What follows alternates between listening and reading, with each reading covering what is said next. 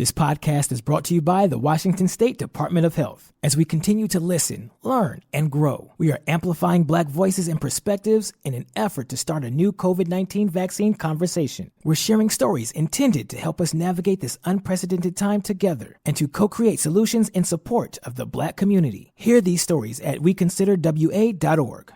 Wenatchee is gorgeous in the spring with its lush green rolling hills, abundant wildflowers everywhere, and the views of the Columbia River. The local food scene offers an abundant selection of authentic international cuisines featuring the unique farm-fresh ingredients of the region. Wenatchee is also home to award-winning wines, handcrafted hard ciders, and a talented handful of local brewers producing fine craft beers.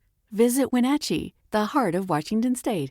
Hey, this is BJ. Thanks for listening to our show's podcast. If you're a fan of all things geeky, you should check out my other podcast, BJ Shea's Geek Nation. We have new episodes every day, and you can check it out at bjgeeknation.com. Your driver's license is important so you can get back and forth to work, get your kids to school, and back and forth to daycare. If your license has been suspended because you can't pay your tickets, you can't do any of those things. Let's talk about Chapter 13 bankruptcy. You may have heard that tickets cannot be discharged, but they can be dealt with in a Chapter 13 case. Why not come in for a free consultation? The chapter you choose will make all the difference to your getting back legally on the road. Let's design a plan to pay off your tickets and restore your license immediately. I'm attorney Travis Gagne. Please contact me today at choosetherightchapter.com. That's choosetherightchapter.com. 99.9 KISW, the Rock of Seattle. Now, this is cool. An anonymous customer left a $16,000 tip on a couple of chili dogs, fried pickle chips, and drinks at a New Hampshire restaurant. What a cheap ass. I mean, that's not even 20% for something like that, right? Yeah, right. I know. I don't know why they're giving this person videos and everything, but here's the owner. Shame him. I know. Here's the owner talking about what happened. It was on the credit card statement. They put it down next to the register. And he said for 3 times, don't spend it all in one place. That's what made her flip it over and look.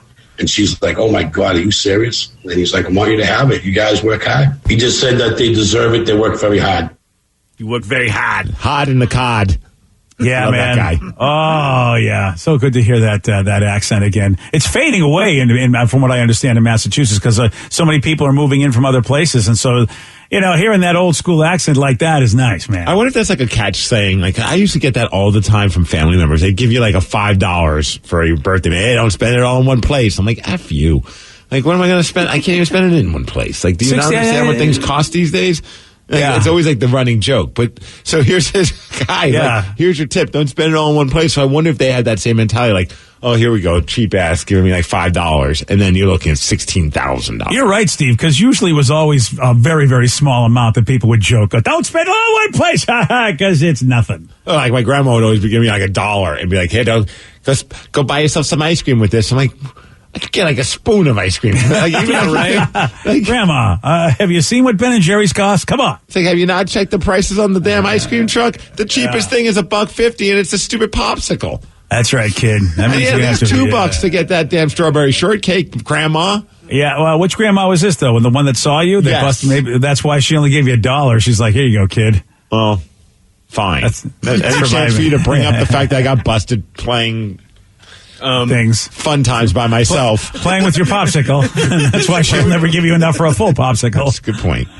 Yeah, that is, $16,000 tip on a couple of chili dogs, fried pickles. That's pretty amazing. Vicky, do you remember like the most, because of all of us, I think you're like, I know Danny, you did like the Jamba Juice type of thing. I was a busboy. Yeah. Rev, I don't know if they tipped in security. No, they did not. But do you remember like the biggest tip that you received? Because Vicky, you were, and maybe Sarah can join us because obviously she was a waitress. Good idea. As well. I feel like it was around the time I was like 18 or 19, my first waitressing job, and we were literally like 5 minutes about to close. And my boss had this rule, like, if we're not closed yet, like, people can come in. Yeah. Which I think is kind of bogus, but okay. So we had a big party of like 6 to 8 people show up 5 minutes before closing, and they were there for like an hour or two, and I think their bill came out to like maybe between $100 and $150, and I got $80. That's nice. For $150 check. I'm like, okay, that was probably the biggest percentage-wise. But, I mean, I've also had big tables and parties before, and they've given me 20%, which is equaled out to more. But percentage-wise, that was the best, and I'm glad I stayed. Do you think they had in the back of their mind, like, okay, we're keeping this person late, but we really want to eat, so we'll make sure we take care of them. Yeah, I think that's what it was, because I was just dragging. Because I think I worked a double that day, and I'm just like, I'm sorry, I'm a little tired, a little out of it. Sorry, like I messed up a drink order or something, and they're super understanding, super cool. So I did not mind. Yeah, that's pretty sweet. I'm glad that they did that, because sometimes people don't realize the situation, like getting in just before they close and not knowing that people would, that means they got to stay so much later if you get there right at closing. Dude, if it's like 30 minutes before closing, my wife will not step foot in the place, because she worked as a barista, so she used to hate when someone would show up at like 6:59 and have she already cleaned all the machines. And she's like, okay, granted, we close at 7. But, then they order something elaborate, and you're like, oh, great, now I got to re-clean everything. That was Dairy Queen every summer. See, I remember one time we went to an ice cream place, and it's like 30 minutes before closing. She's like, we can't go in there. I'm like, what are you talking about? She's like, it's closing in 30 minutes. I don't want to have this person have to clean. I'm like, oh, I'm just getting a scoop of vanilla. Like, they can clean a spoon. Like, it was that custard place in Bonnie Lake. I'll never forget it. Oh, yeah, see... Then I would say you should close a half hour earlier than you really want to. You know what I mean? Honestly, I think they should put closing time earlier for that, because I know what she's saying, but that's frustrating for me, thinking, I still got this amount of time to go get what I want. I want my ice cream, damn it. I mean, it makes sense, but and I never had a problem with like one or two people showing up, because at that point you could keep one ice cream machine open for like the one or two people. But during the summer in Albuquerque, New Mexico, when it's 107 degrees outside, we would have a line out from the drive-through down the street. There was probably 50 cars in at 8:00 at night. And you had to serve all of them. Like, you had no choice. And one ice cream machine won't cut it, because it would turn to milk by that point. Oh, yeah, that's a good point. And see, at that point, I'm like, if I show up to Dairy Queen and there's a line down the street, I'm leaving. Like, I you know what? Like, that point, I feel sorry for the employees. And I'm going to tip them, even though we couldn't accept tips. Yeah, that's also lame, too, that you can't tip people at a fast food place. That's dumb to me. Well, I worked at like that Ames place, which was on the East Coast, kind of like a Walmart or a Target, like, department store type place. And I remember, like, we would have to, like, bring up, like, sometimes you'd help someone bring something to their car, like a TV or something really heavy. And they would always, our company was just like, you do not accept tips. You do not accept tips. And I tried that the first couple times. Then after a while, I was like, this is bull crap, man. I'm, like, lugging this thing into this person's car, and they want to give me some money. So I'd always be like, they're like, hey, can I tip you? I'm like, well, they say I can't accept tips.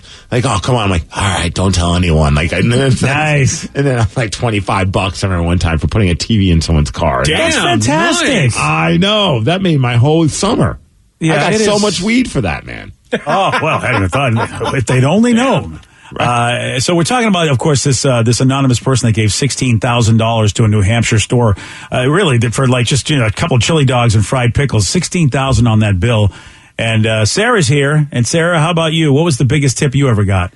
Percentage-wise, it has to be these two old dudes that came in, and one of them was pretty annoying and obnoxious. But I had my server smile on, and their bill was like $60, and they tipped me $20 on the receipt. And I was like, okay, that's actually really nice. Thank you. And then the one who wasn't the nicest came up to me and shook my hand and then gave me $100 bill. Oh, he slid it into your hand. Yes, it was kind of like a drug deal. I was like, oh, why are you shaking my hand? Like, and then I was like, oh, I get why you're shaking my hand. Did he say, hey, I'm just a miserable human being, but I feel like, hey, I owe you this? He said, thanks for dealing with me. So I think he kind of knew. Wow. Somebody told him he was being a douche. Yes, exactly. Probably his friend. He was like, cut it out. So it was like... Or do you think it's a personality trait that he has, that he knows that he can't control being a douche, but he feels bad about it and he has enough money so he can why are you looking at me when you say that, Steve? Because I was hoping you'd chime in and say, yes, that's exactly what I do. That's, I'm sorry, but I don't have any knowledge of these kind of things. Don't you usually tip servers ahead of time because you know how much of a pain you're going to be? I have, you know what? I have done that. I want them to know that, we're a weird group, and right off the bat I go, look, I remember one person didn't like that when I gave her money ahead of time. She was like, you don't have to do this. I said, well, I mean, you don't have to do this. You're a server, and I want to, and I want you to know while you're dealing with our dumbasses that you're being taken care of, because, I mean, Vicky, and Sarah, isn't it like you wonder, like, oh, these a-holes, and you don't know what you're going to get from them, right? Isn't it nice to know up front that, oh, all right, at least they appreciate me as they're being whatever they're being, or just a big group.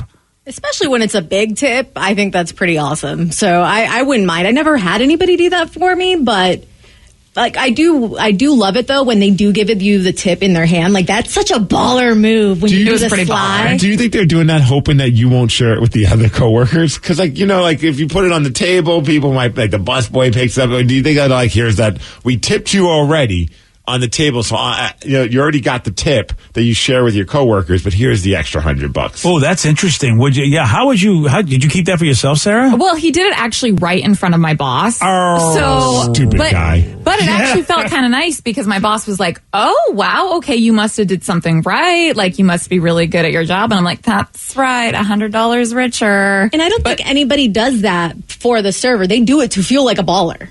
Yeah. You really do it for yourself. My dad would do that. Like, he's a difficult person at a restaurant. I know it sounds like a shock, but, like, he goes out of his mind with napkins and this and that, but, like, he always does tip really well. And after it's done, he will not leave it at the table, though. He needs to find the waiter or the waitress and walk up to them and personally hand them the money and thank them.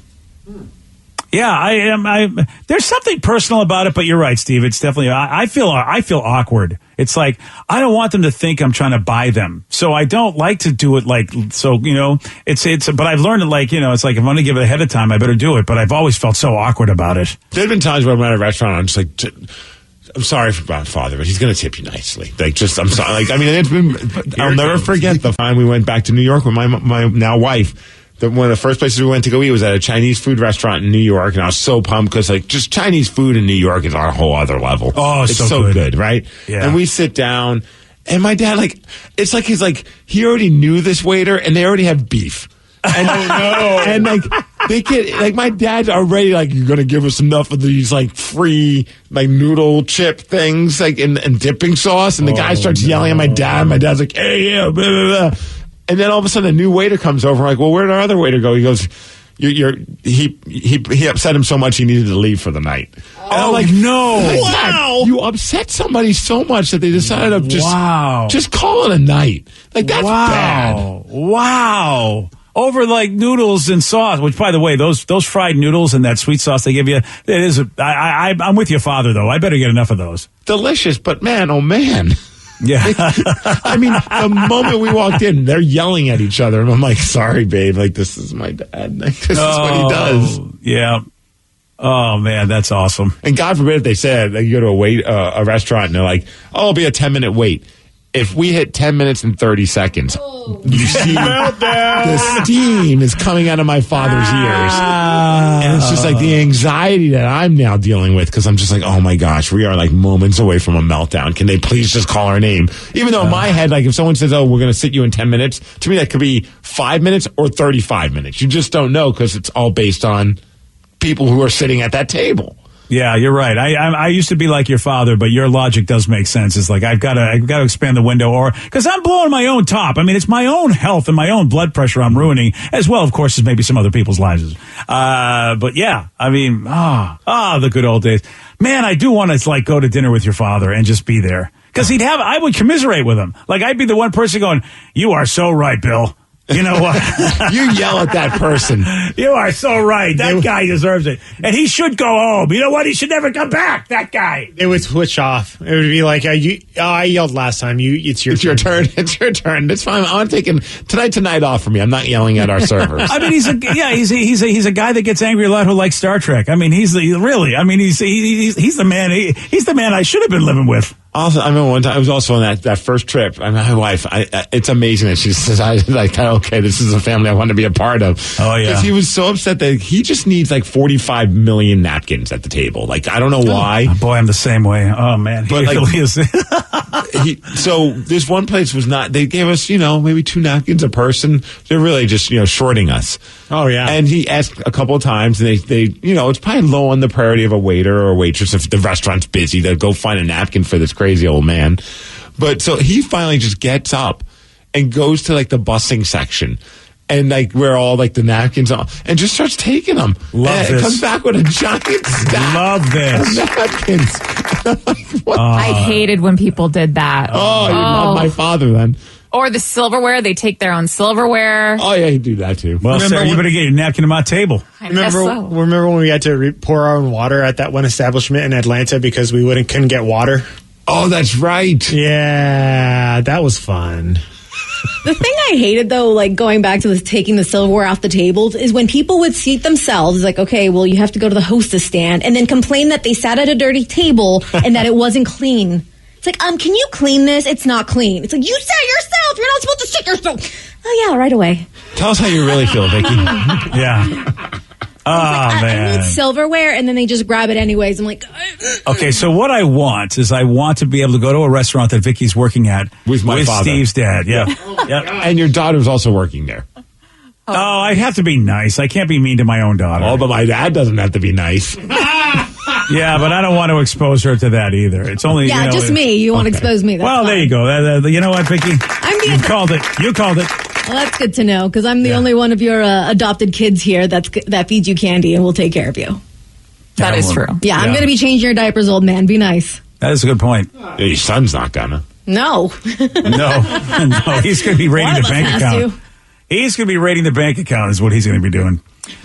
All right, we have a question. What do you think was picked as the top music moment that people wish they could have seen live? I'll tell you what made the list at 8:17 on The Rock. BJ and Migs, mornings on The Rock, 99.9 KISW. This podcast is brought to you by the Washington State Department of Health. As we continue to listen, learn, and grow, we are amplifying Black voices and perspectives in an effort to start a new COVID-19 vaccine conversation. We're sharing stories intended to help us navigate this unprecedented time together and to co-create solutions in support of the Black community. Hear these stories at weconsiderwa.org. Wenatchee is gorgeous in the spring with its lush green rolling hills, abundant wildflowers everywhere, and the views of the Columbia River. The local food scene offers an abundant selection of authentic international cuisines featuring the unique farm-fresh ingredients of the region. Wenatchee is also home to award-winning wines, handcrafted hard ciders, and a talented handful of local brewers producing fine craft beers. Visit Wenatchee, the heart of Washington State. 99.9 KISW, The Rock of Seattle. There was a recent poll. People were asked this. What was that one music moment that they wish they could have seen live? And I've got the top 10 answers from these folks. I've got a lot, man. Same. And dude, like we mentioned on the tease when you said it, my buddy Craig Prober, who I'm music nerd with, like we went to the Pearl Jam show, it's just awesome, dude. And we're just going back and forth on text, and I'm like, that's on my list too. That's on my list too. Like something as like Pearl Jam's Even Flow, the performance that led to the Even Flow music video. Oh yeah. Where I mean that one. There's just so many, man. There's just Guns N' Roses at the Ritz. I don't know if you guys remember. That was a Headbangers Ball special. It's on YouTube. You can find it. It's like Guns N' Roses right before they became the biggest band in the world, and they just had that gritty, we don't give an F attitude on stage, and it showed. And it's such an incredible performance. It's on YouTube. I highly recommend if you're a GNR fan, if you've never seen their Headbangers Ball performance at the Ritz, it's worth like 40 minutes of your time. Yeah, some of these I think are going to be surprising. But I can understand it. Any Chumbawamba performance. Did they ever do a live show? Yeah, right. I don't know. I will tell you this. What's surprising is there are a lot of Super Bowl performances I'm seeing on this list. Oh, that's not fun. Yeah, see, mine is going to be Billy Joe Armstrong freaking out at the 1 minute. Yeah, 1 minute. The Justin Bieber awesome. concert, whatever. Give me a break. 1 minute left. 1 minute left. You're going to give me 1 minute? Was that was like one of those like radio festivals, like a pop music festival, right? Yeah. And he was getting like told to like hurry up because I think Bieber was the next performer. Yeah. Let me tell you something. Yeah. I've been around since 1988. So that's at the top of the list, right? Yeah. Justin Bieber, you mother. What a great meltdown. So good. I got 1 minute left. Oh, now I got nothing left. Joke. Wasn't that what sent him to rehab? Yeah. He went afterwards, He sent himself to rehab. Yeah. I still have a conspiracy theory about that. Really? Oh, yeah. Do you think he was just hanging out with Kanye and Taylor Swift in a secret room? Pretty much, Whoa. yeah. That's my conspiracy.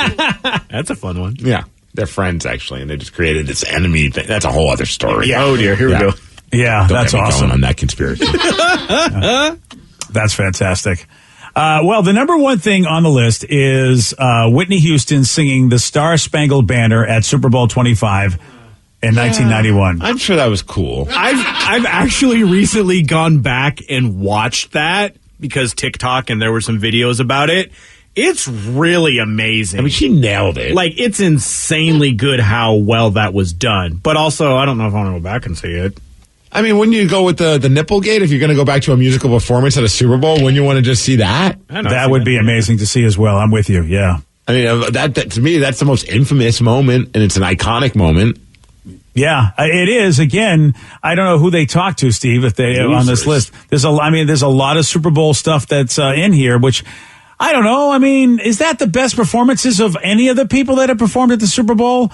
Is it because it's so over the top? I just want to imagine whoever performs at the Super Bowl has had a better live performance somewhere else. Yeah, I don't know. In their career. I don't know. I mean, it's a great vocal performance. So and it's timeless. So I can understand Star Spangled Banner. I get Star Spangled Banner because that's something you only perform at a Super Bowl. But the rest of these are just a lot of these other ones on this list are their halftime show performances, which basically is their songs. And so that's where I'm going with that. Is like, for instance, let's see, the number 5 is Prince's rainy halftime show at Super Bowl 41 back in 2007. That was pretty badass. I mean, I'm not a huge Prince fan, but I remember watching that and being like, this is pretty fun because it's like the greatest hits. It's a short, condensed thing. You know which one I would put on this list? Yeah. And I doubt it's on it, but because it's super local. And I'm saying Led Zeppelin, even though they're not a local band. But I don't know if you've ever seen that picture that's out there of Led Zeppelin performing at Green Lake, like on the water. Like they're on this little stage. And it's like a tiny little amphitheater. I haven't seen that picture. Wow, yeah. Oh, Vicky, if you can find it. I don't know what year it was in. I think it was like in like the 60s. Led Zeppelin performing at Green Lake? Really? Green Lake. And wow. In front of them are not like concert goers. It's water. So like they're like on this little stage. It's almost like an island on Green Lake. And then people are watching from like the stands. Oh, that's really cool. 1969. Nice. Wow. I would love to have been there for that. Wow. Man, you're seeing Zeppelin in the late 60s, so I mean, they're just going to sound phenomenal. Yeah. And you're watching them perform outdoors at Green Lake. Yeah. Wow, that is wild to think that a band that huge performed at Green Lake. Mm-hmm. Like, you can't imagine anybody performing at Green Lake that's at that level. No, they need to bring back concerts at Green Lake just for that reason. Yeah, right? Dude, I like the idea how this, it was in the middle of the lake. Yeah, it's a very weird setup. I mean, I guess like if you that setup. Instead of stage diving, you're just diving into water. Literally stage diving. Yeah. Well, Steve, you've always wanted a moat around your home, and now you get a moat around your performance. You go. That performance setup was really cool. Yeah, that they had really at Green cool. Lake with the Number two on this list, and again, it's going to be nobody. I mean, look, the guy is a legendary performer, but it's just not completely in our wheelhouse. Elton John's performance of "Candle in the Wind" at Princess Diana's funeral. I mean, that is an amazingly iconic moment. I don't want to go to a funeral. Yeah. It'll be an amazing performance, but also the biggest downer possible. But it's a royal funeral, it's a little different than a regular funeral. Oh, if you did Crocodile Rock there, I'd be in. Oh, yeah, that would be great to do at a royal funeral, Crocodile You know what? Rock. Actually, yeah, if he did that, I would absolutely go. Oh, man. Is Queen on here? Was the Live Aid set? Not in the top 10, unfortunately, no. Wow. Yeah. The whole movie, that was a huge hit. Like, centered around that moment was such a big part of the film. You would think people would be like, I wish I was there to see that live. I remember watching it as a kid on TV, and it was pretty awesome. I wasn't like at that time, I didn't appreciate what Queen was, but like you could tell that was something cool going on. Yeah. Yeah. I got one. Seeing Limp Bizkit at Woodstock 99. Oh, dude. Doing the With crowd surfing. Yeah. When he was on that wood board. Yes. Dude, I would even go one step further. 9 Inch Nails at that Woodstock. The first, when they brought back Woodstock and they performed and it was a mud pit. It was raining. And so the band just doused themselves in mud and performed their entire set full on, like, covered in mud. And they just killed it. It was the same year that Green Day did it and people were throwing mud at them on stage. Like actual clumps of, lawn at them. Yeah, and Billy Joe, same thing, ate the grass, right? Or something like he grabbed it. He grabbed the mud and put it in his mouth. Yeah, it was pretty awesome, dude. There's another moment that might have got him to rehab. You guys are close. It wasn't Woodstock 99, but in this list, it's Woodstock 69, the original. Yeah, that makes sense. Even being able to see like Hendrix finish it out and all that stuff too. Even though people said it was miserable, but then again, you were either massively destroyed, you had the wrong pills. You know? I would have taken the brown acid. Oh yeah, don't eat the brown acid. I probably would have. But from what I understand, it was a mess, and I know a couple of people that were actually there, and it was not as glamorous as you would think. I mean, unless you were really, really just destroyed. Someone said that it was the Aqua Theater. That was what it was called at Green Lake. It was a major venue back in the day. Makes sense. Wow, man, I can't believe it's gone.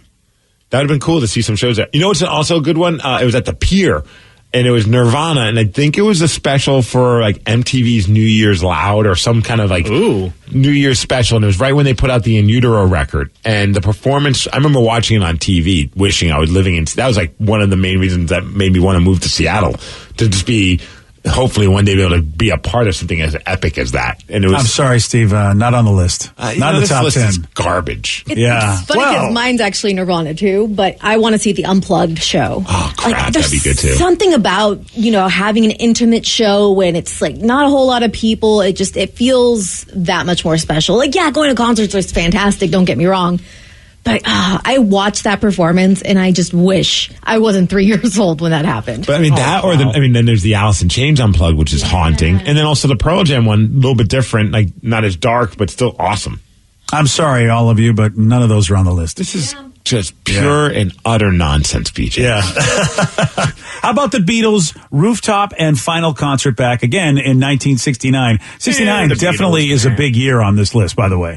Well, how about this texture says Metallica, the James Hetfield Fire concert where he got lit up in flames and they had to stop, and then Guns N' Roses didn't show up or didn't perform, and then a riot. And I think that happened in Montreal.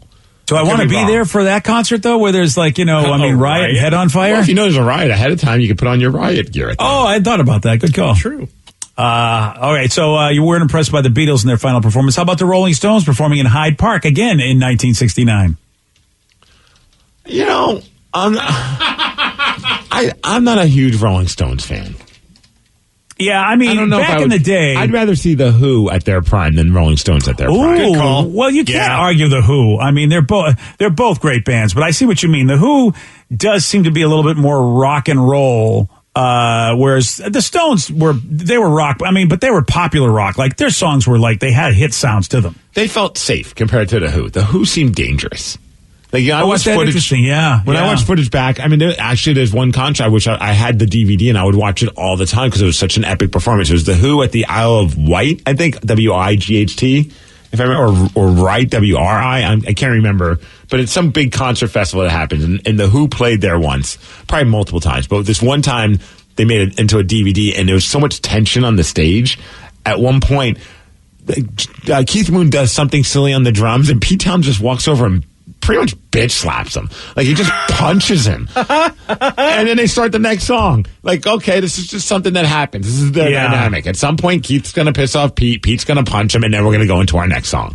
Yeah, man, there's definitely like an angry danger to the Who, where there was a sexy danger to the Stones. They were always pushing the sexual envelope, I think, with the how they be, their album covers, and just the stuff they talked about, whereas the Who, we're going to go take a leak on this wall. That's what they were about. They were just like rebellious. They're going to break the guitars. They're going to cause chaos on stage. Like, that to me would be a fun concert to be at. Yeah. The Who not on here. The Stones on here. And we told you about Prince being number 5. Number 6, another Super Bowl show. This was the halftime show at Super Bowl 54, which was in 2020. And that is Shakira and J-Lo. People said they wanted to be there for that. I mean, I could watch it on TV, so it's still very nice. That's the thing. And you can pause it. And HD. Here's the problem. You're at a Super Bowl show. You're at a giant stadium. What kind of visual do you really have? I mean, you get all the cool light shows, but can you really see them unless you are like right on the field? We went to the Super Bowl in Phoenix when Saturday the Hawks didn't win, but Katy Perry was the halftime entertainment. It was fine. Oh yeah, and it was cool. Like it was visually kind of a cool moment, but like I don't look back on, man, I'm so glad we got to witness a Katy Perry halftime show, Yeah. It's cool to be there, but really, that's not the big I'm not going to look back fondly. What on about then what about the Lady Gaga halftime show at Super Bowl 51 in 2017? That's number 8 on this list. This is what I forgot she did one. Yeah, she did. I don't remember that one, to be honest. I mean, I remember her doing it. That's the one that she like jumped off the roof and everyone thought it was real. Oh yeah, remember? Like she started it out and she jumped off but then she just like was zip lined in basically. Yeah, that's right. I remember that. I love any Doors concert, especially the one where he whips out his willy. Whoa! Why would you want to see that? Because it was like a moment that was like immortalized in the movie. The cops came and arrested him. Yeah. Oh, that's right. It's just I don't want to see Jim Morrison's willy. I just I don't need to see the lizards. The lizard. Yeah. But the chaos that ensued because of it would be cool. Yeah. How about this? I mean, this one here deserves to be on the list. The Spice Girls reuniting at the 2012 Summer Olympics. Duh. I mean, come on, guys. That's the first one. That's where I would want to be like. I mean, why would not the Spice Girls at the height of their popularity? The reuniting at the that's even more that people want to be. Maybe because it's the Summer Olympics. I don't know. This list is a little. I guess they asked everybody, and not everybody's a rock fan. See, I would have loved to see the Spice Girls, but when I was 8. Like, I think that's the best time. Like, when you fall in love with one of these bands, you want to see them, 1, in their prime, and 2, when you love them, like, the most. Like, I still like them, but it's not like I did when I was 8 years old. I'm surprised this one's on the list, and not to humble brag, but I was there at the time that Christina Aguilera performed at a high school in town with 98 Degrees as her opener. Ooh, 98 that's number 11, Steve. It almost made the top 10. I don't even remember what high school it was. It was like something like they won like some kind of contest, like to raise the most amount of food for like some kind of charity. And she performed there at the height of like her first breaking big with Genie in a Bottle. And the record rep's like, hey, do you want to meet me at whatever, insert high school here? I'm like, why? And no. And he goes, oh, it's because Christina Aguilera's going to perform there. I'm like, what time you need me there? And I'm on my way. Nice. Oh, yeah. I can't remember what high school it was. Like, she did a whole tour of high schools. Yeah. That makes sense. And the one performance that I think would be cool to see would be number 7, which is James Brown's performance at the Apollo in 63. Okay, that'd be cool. Yeah, that would see James Brown would be cool. Totally. Yeah, and the Apollo, of course, legendary. So that would be that would be awesome. It's been in the 60s. The trouble is that I don't know how I would be received going in there because of all the troubles there were, but man, just the vibe and the feel would be amazing to be able to see that. Man, I'm just now the wheels are spinning even more. Like seeing like the Ramones at CBGB's would be pretty sweet. Oh, yeah. Wow. Yeah. Like not in a specific show, but I imagine they play there a bunch of times. But to be able to see those kind of bands when they first started getting a name for themselves would be pretty awesome. Yeah, I'm with you on that because I saw the Beach Boys later in their career, and it wasn't the cool Beach Boys that I knew, back when they were really big and they were young. That, and it's like, and then they had like, not all the Beach Boys, but they had, they basically had Uncle Jesse, a bunch of hired hands. I saw Brian Wilson do Pet Sounds, and it was with like the Wondermints, which was a really good band, but it wasn't the Beach Boys. Dude, I know, know, but but Puyallup Fair, it wasn't anything like, yeah. Oh my gosh, I'll never forget this. Was it Inglemoor High School? Yes. Okay. Oh, Inglemoor. Yes. Yeah, there you go. I just found it. Yeah. They won a canned food drive. That was what it was, yeah. Good for Inglemoor, man. It was so ridiculous. It was so awkward, but of course I'm going to do it for the story. Of course you are. I'm going to go see. She wasn't very friendly. Oh, she wasn't a jerk, but she wasn't like. Obviously, she's probably like, "Who's this man at a high school wanting to meet me?" Yeah, I guess. That's really I guess it's a fair little at that awkward. point. I checked all the boxes of Creepazoid. Yeah, you did. It's like, sir, do you normally come to this high school? And why are you looking the way you look? I hang here all the time. What a weird coincidence! You're performing. All right. Hey, they keep getting younger and I stay the same or something like that. All right. Yesterday, Steve, he did get this one wrong. What is the name of Google's mobile operating system? Mobile? Mobile. No, that's the name. Mobile. Oh, no. Google Mobile? No. Google Cell Phone. No, we were looking for Android, Steve. That wasn't even close. No, you really weren't. You want a shot at BDC? You got it. 206-421-ROCK. We're playing Beat Migs at 8:51 on The Rock. Today's podcast was brought to you by Travis Gagne, bankruptcy attorney. Here's another question from a listener. How long is a bankruptcy going to affect my credit rating? Of course, most of the time, by the time we're talking about filing a bankruptcy, the credit has already taken a huge hit. Chapter 7 is going to affect it more negatively than Chapter 13. Chapter 7 stays on your credit report for 10 years from the time you file. It usually takes 7 or 8 years for your credit scores to get back into the normal range in a Chapter 7 case. However, your credit will start to recover even in Chapter 7 after about a year. You'll be able to get credit again right away, usually before your case is even over. Chapter 13 stays on your credit report for 7 years and usually takes about 3.5 years for your credit to get back in the normal range. So Chapter 13 will mean your credit gets better much more rapidly. Thanks, Travis. If you have more questions about bankruptcy, you can reach out to Travis anytime at choosetherightchapter.com. That's choosetherightchapter.com. Thanks for listening. This podcast is brought to you by the Washington State Department of Health. As we continue to listen, learn, and grow, we are amplifying Black voices and perspectives in an effort to start a new COVID-19 vaccine conversation. We're sharing stories intended to help us navigate this unprecedented time together and to co-create solutions in support of the Black community. Hear these stories at weconsiderwa.org.